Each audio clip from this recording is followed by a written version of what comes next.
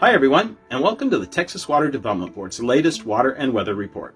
I'm Dr. Mark Wenzel, a hydrologist in the Surface Water Division here at the agency, and today we'll be taking a look at conditions for our state at the end of July. Let's take a look at some of the big water and weather headlines. July was wetter and cooler than normal, but conditions did vary across the state. At the end of July, 20% of the state was in drought, down 5 percentage points from the end of June, and the lowest extent of drought since October 2021. Statewide, storage in our water supply reservoirs was 77% of capacity, about 6 percentage points below normal, but a significant improvement from last year. In the next few months, drought is expected to expand in the Panhandle and north central Texas. Let's take a closer look at temperature and precipitation. On these maps, we're looking at both parameters relative to what is considered normal for July. From a water supply perspective, reds, oranges, and yellows mean trouble on both maps. They show areas with above average temperature on the left and below average precipitation on the right. July temperatures were at least 1 degree cooler than normal for most of the eastern half of the state, as well as parts of central Texas and the Panhandle. Precipitation varied considerably, with large areas of central and east Texas getting twice their normal rainfall, while parts of west Texas and the Panhandle got less than 25% of normal. The Drought Monitor map for conditions as of July 30th shows 20% of the state in drought, the tan, orange, and red colors, the lowest extent of drought in our state since October 2021.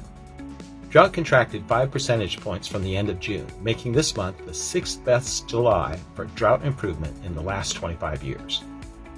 And July was also favorable for our statewide water supplies. The dark line on this chart shows how storage in our water supply reservoirs this year compares to minimum, maximum, and median values for the day of the year from data going back to 1990.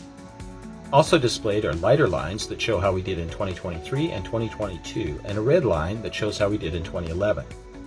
Statewide surface water supplies ended July at 77.2% of capacity, down only 0.4 of a percentage point from the end of June.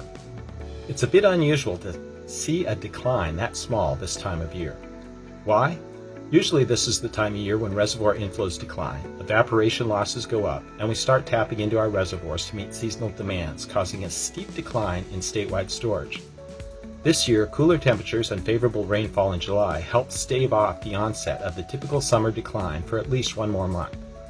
As a result, our statewide storage is now 4 percentage points more than a year ago, but still more than 6 percentage points lower than normal for this time of year. What can we expect over the next few months? Unfortunately, the good news might be over for a while. Here's the latest seasonal drought outlook from the National Weather Service for conditions through the end of October. During that time, they expect no more drought removal in our state, and even a little expansion in the eastern Panhandle and the northwest corner of north central Texas. On top of that, La Nina conditions, above average sea surface temperatures in the eastern equatorial Pacific, are expected to be in place by October and persist into the new year. Those conditions typically bring warmer and drier than normal winters to Texas. Bottom line, this summer may not put as much hurt on Texas as the summers of 2022 and 23, but impacted areas may not see much recovery until next spring.